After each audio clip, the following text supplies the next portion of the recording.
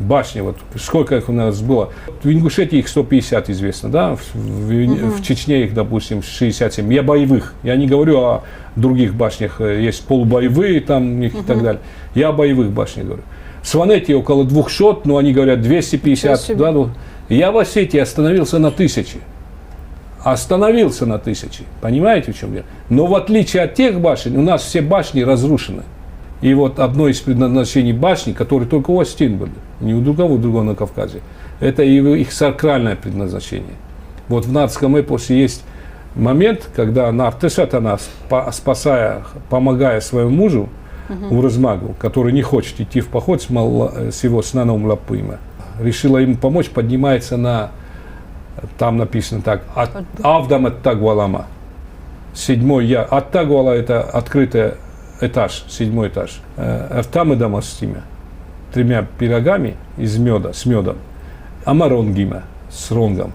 И молится Богу, чтобы снег вывалил столько, как вот в течение года вываливает. Да. Потом все время, пока он в походе, она стоит там и молится и следит за ним. То есть, что раскрывается? Предназначение вот этого этажа в этих башнях для Остин – это святилище. И притом не просто святилище, а святилище женское, община-жуар. Ущемления женщин никогда не было, вы хотите сказать, да? Если вот так взять теперь, да, то женских святилищ получается многократно, не просто больше, многократно больше, чем мужских святилищ. Ну, мне цель была какая? Показать, что мы на Кавказе еще задолго до монголов были. Не как нам внушили, что нас загнали сюда, а мы здесь жили всегда. И мы совсем не пришли, как не автохтонный народ, как нас называют. Генетика уже показала, что мы местный народ, кавказский народ, нам здесь происходит. Но более того, археологи давно уже видят, что между кубанской архитектурой, да, символикой, орнаментикой и аланской нету разницы.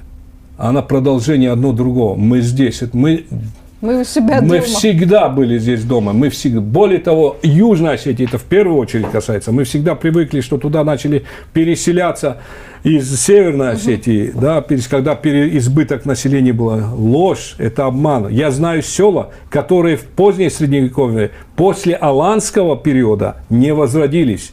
То есть они как разрушенные были села, так и остались разрушенными, не возродились. То есть переизбытка населения не было. Нет, это был просто возврат своих утерянных территорий после катастрофы. Вот собрались в одном месте, закрепились, выжили, восстановились и начали возвращаться в свои бывшие когда-то места. Вот так происходил процесс возрождения наших земель.